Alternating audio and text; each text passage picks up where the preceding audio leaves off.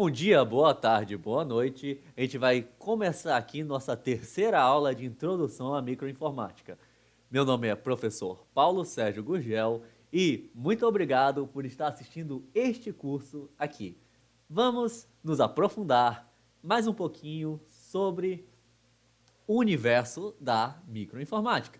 Você assistiu a aula 1, você assistiu a aula 2 e esta nossa terceira aula é mais ou menos uma continuação de nossa aula 2. Na verdade, um curso inteiro é uma continuação da aula anterior, de fato, mas mais especificamente é para encerrar o assunto que é a computação para um passado distante, por assim dizer. Tivemos aí, falamos um pouquinho sobre comércio, sobre o Abaco, falamos um pouquinho sobre Ada Lovelace e vamos falar agora sobre o nosso ENIAC.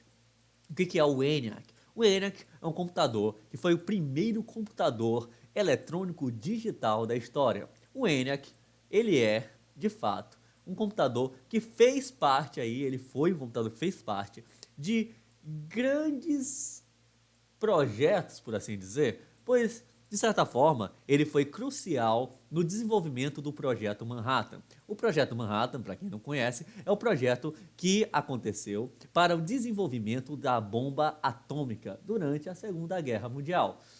O ENIAC, nosso Electronic Numerical Integrator and Computer, mais uma vez, só porque meu inglês é ruim, Electronic Numerical Integrator and Computer. Ele é o nosso computador, nosso primeiro computador eletrônico digital. Ele era gigante, gigante, gente. Ele era enorme. Ele comportava uma sala inteira, mas pelo menos foi o primeiro computador a não utilizar nem engrenagem, nem correias para poder funcionar. Ele era um computador puramente eletrônico digital, que usava apenas circuitos elétricos. Note aí que ele era gigante, que devia ser um trabalho do cão de conseguir programar este nosso computador. Note também essas mulheres que você está vendo na foto. Alguém sabe o que elas são? Sim, elas são programadoras. Elas estão programando o nosso ENIAC. O nosso ENIAC, ele era programado através de potenciômetros e pinagem dos cabos de circuitos elétricos. Então você pinava o cabo, controlava no potenciômetro, tinha toda uma ciência atrás da programação do ENIAC, que já deixou de ser cartão perfurado há muito tempo, na época da programação eletromecânica, né? Durante a programação eletromecânica ela era cartão perfurado, durante a nossa fase digital, que na verdade o ENIAC é o grande bastião, é o grande representante do primeiro período eletrônico digital da computação moderna. Moderna não, da computação, mais especificamente. Então temos aí nosso ENIAC. Durante a Segunda Guerra Mundial, é importante lembrar que o homem fez o que o homem fez, que foi ir morrer na guerra. Por homem, eu digo cidadão do sexo masculino mesmo. Ele ia para a guerra morrer. Então, a indústria começou a comportar muitas mulheres, que era a mão de obra que sobrou, mulheres e crianças, mas mais especificamente mulheres. As mulheres, elas eram a grande maioria no trabalho de programação de software, por assim dizer. Claro que hoje tivemos uma inversão nesse setor, onde hoje é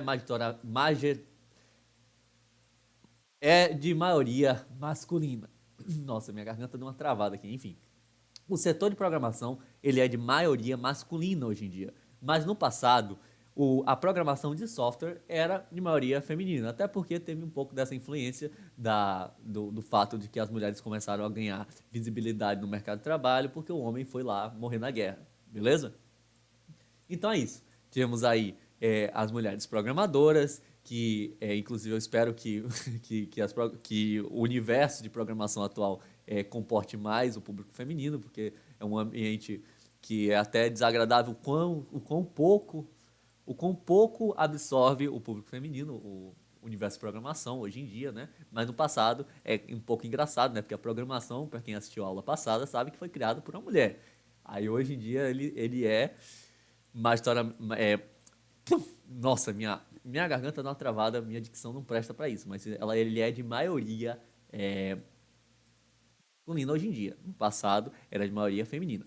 Mas voltando ao assunto, o ENIAC, ele era um computador de proporção gigante. Ele foi o primeiro computador eletrônico digital da história de grande escala. O que é um computador de grande escala? Ele era um computador que não era um protótipo. Ele não era um computadorzinho desenvolvido por uma universidade para fins de estudo, para fins de prova de conceito. Ele era, de fato, o primeiro computador para poder utilizar em cálculos gigantescos, utilizar para computação precisa, para uma matemática que devia ter um ajuste fino, uma matemática que não poderia ter erros de cálculos gigantes. Então, a partir daí, a computação começou a ter um papel muito importante para a questão de estudo meteorológico, para a questão, até na época da guerra, para você poder planejar um ataque, você poderia estar calculando assim alguns fatores meteorológicos, você podia estar calculando distâncias, calculando trajetórias, calculando grandezas físicas, como por exemplo para o Projeto Manhattan. Então, o ENIAC, ele ajudou aí, teve um papel até que bem importante durante a Segunda Guerra Mundial. Então, dito isso, temos aí o nosso ENIAC, que foi o nosso primeiro computador eletrônico digital da história. Muita gente comenta que o primeiro foi o Mark I, mas o Mark I ele era eletromecânico. O Mark I foi outro computador no passado que ele utilizava juntamente à eletrônica digital alguns componentes eletromecânicos. Então, dito isso, o ENIAC foi o primeiro computador eletrônico digital da história. Aqui temos uma atividade para casa, porque esse slide aqui ele é utilizado por alguns alunos meus, enquanto eu estou ministrando algum curso presencial, até EAD, mas tipo um curso ao vivo. Mas já que vocês talvez não sejam alunos meus assim na vida, assim, no dia a dia, estejam apenas assistindo esse vídeo, vocês podem fazer se quiser. Mas eu indico vocês fazerem. Não precisa me entregar, obviamente, mas façam, porque vai fazer bem para vocês. Vamos falar um pouquinho sobre esse Alan Turing, né? Essa atividade é para vocês conhecerem a vida e obra do Alan Turing. Esse é um filme muito legal chamado O Jogo da Imitação.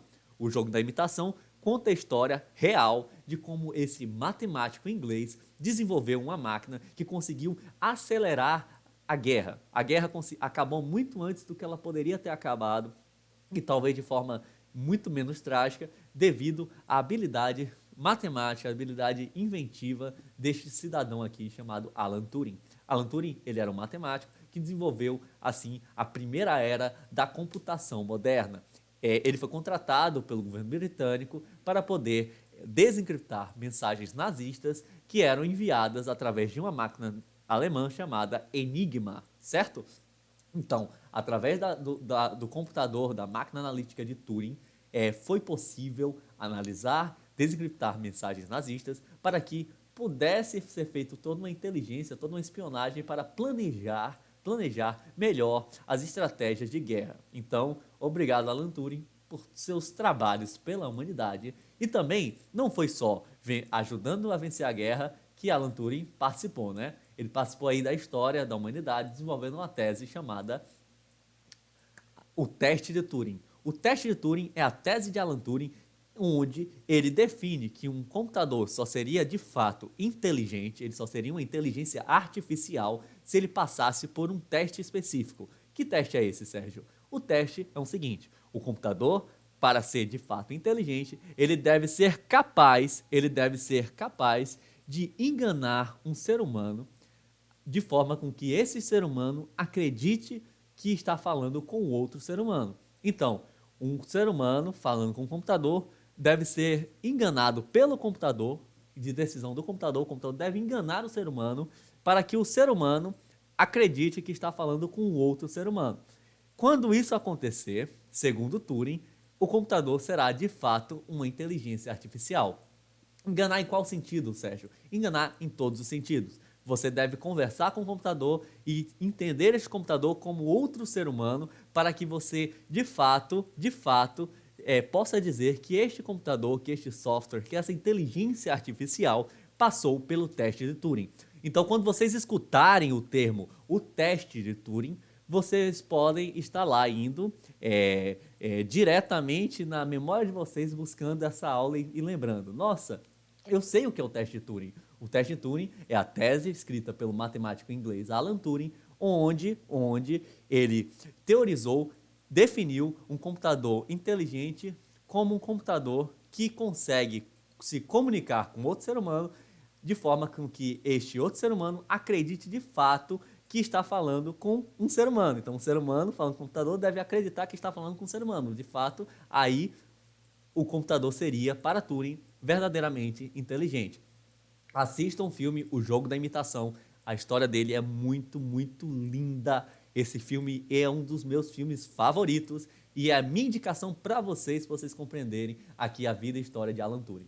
Sendo ele o pai da computação moderna. Então, a partir da próxima aula, vocês já vão estar na etapa de computação moderna. Nessa aula, já finalizamos um pouco mais do passado da ciência da informação, da microinformática, e a partir de agora, a gente vai começar a falar sobre computação moderna. Então, acompanhe a próxima aula que vai ficando cada vez mais interessante. E assista esse filme, ele é muito bom. É um filme muito bom, certinho? Valeu, pessoal!